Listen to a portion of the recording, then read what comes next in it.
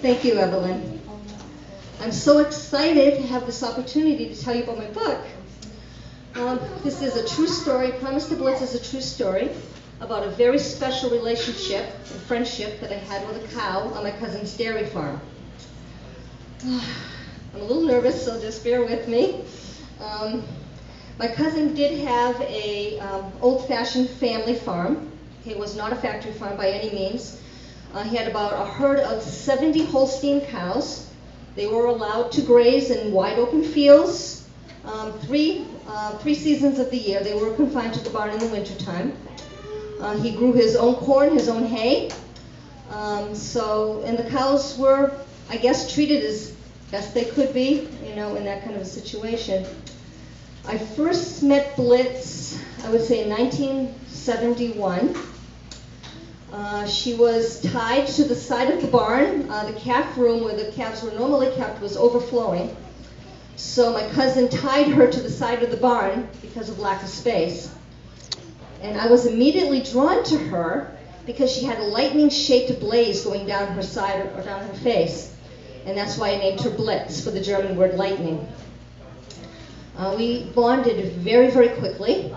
And I spent countless hours singing to her, telling her stories, and we'd even nap together in the barn. She'd be laying in the sawdust, and I'd curl up on her body and just lay my head on her side and take naps with her. My cousin was very, kind of chuckling about all of this, so he told me, she says, Blitz is your cat. He says, she'll have to stay here at the farm with me, but she's yours.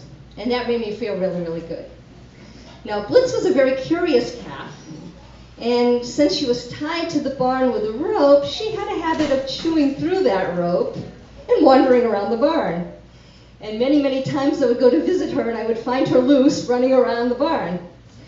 Well, my cousin got a little upset with this, and he resorted to putting this big leather collar on her with a chain. So when I went to go visit her, I would just kind of look around, make sure my cousin wasn't anywhere around. I'd undo the chain, and I'd take her for walks around the barn myself. And we did that quite often. So I met her about in May, I would say, and in July of that same year, I was diagnosed with scoliosis, which is curvature of the spine. They fitted me with a back brace that I had to wear for 6 months, and that didn't do any good. I mean, it prevented me from getting worse, but it did improve the curvatures. So they suggested I have a spinal fusion. So March of that next year, when I was 12 years old, 1972, I had a spinal fusion, where I wasn't able to see Blitz for about a year. My cousin, would call me sometimes. He actually came and visited me in the hospital, and I would always say, how's Blitz? And he would say, Blitz is fine. So after a year, I was able to go back to the barn again, back to the farm, and she was now a heifer. And what a heifer is she was pretty much grown up, but she was not a cow yet. And she was in a paddock with about 20 other heifers. And I saw her laying down, and I called her name. Got no response.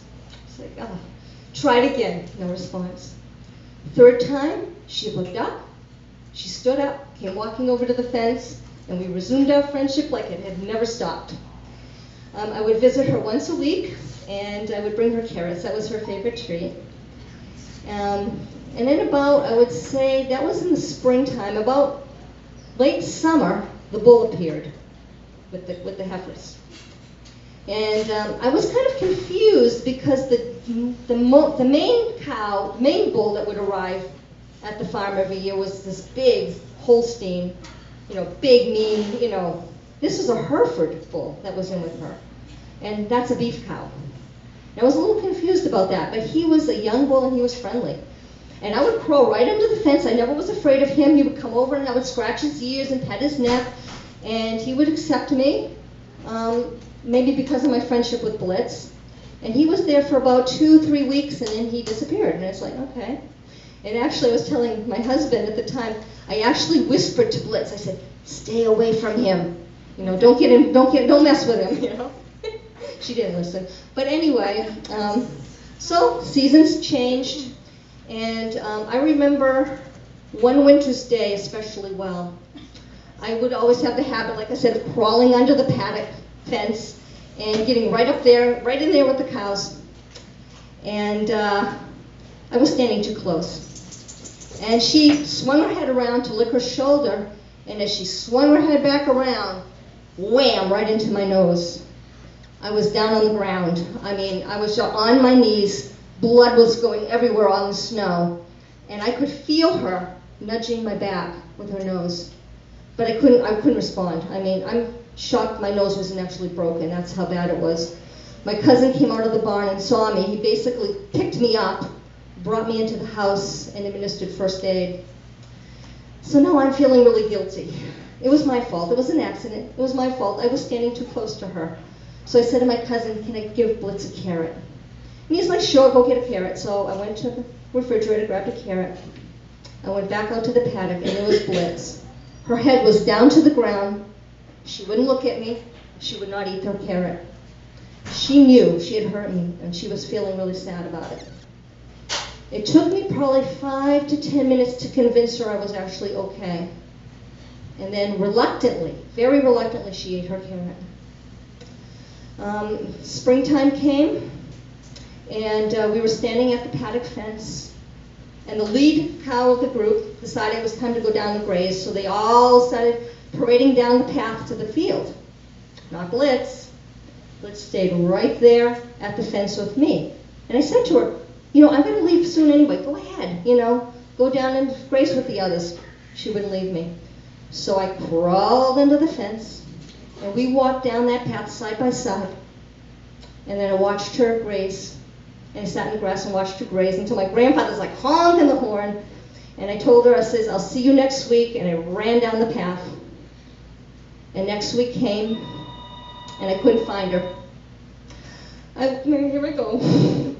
I looked everywhere for her. And I figured, okay, maybe she's in a different field. Maybe she's with the main herd now. And I looked, and I finally found my cousin. And I said, where's Blitz? And he told me, she said, well, she had her first calf. Unfortunately, she wasn't a good milk producer. And this is word for word what he said. I sent her off and had her killed. And I was devastated. So the next thing on my mind was, where's her calf? I'll take care of her calf. He was a boy. He went with her. Now, what I didn't know then, at 13, that I know now, was that none of those calves born to those heifers had any chance for living. Because of the Hereford bull, my cousin was not looking to expand his herd. Blitz's herd was the replacement cows for the older ones. Every one of those calves was destined for slaughter and veal. I never went back to the farm again. There was nothing left there for me. And that's basically the book. Okay, I do soften it a little bit at the end. And I fast forward a few years, because keep in mind, this was 1973 when she was sent to slaughter. I didn't know anything about being a vegetarian, let alone a vegan. I mean, everybody ate meat. I told my mother, I says, I'm not eating any beef or hamburger or anything like that, or steak, for at least 6 months. I was so afraid I might be eating her. And my mother said, you know, I understand, that's fine. But, you know, she was part of my awakening. She was the beginning of my awakening. So in the book, what I do is I do fast forward, and the little girl in my book, which is me, did become vegan right on the spot. And so that's my book. If anybody has any questions, I'd be happy to answer any about the farm, about Blitz. Thank you.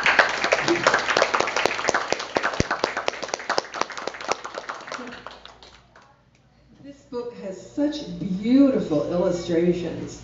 The color, and they're just gorgeous. So I hope you get a chance to look at it and buy one for some child in your life. Thank you so much, Tumeria. Any questions for anybody? Or? Yes. Question? Do you take cards? I don't. I'm not set up for cards. No It's credit cards. $10 cash, but you can also. It is also available on Amazon.com, so you can order it right through Amazon.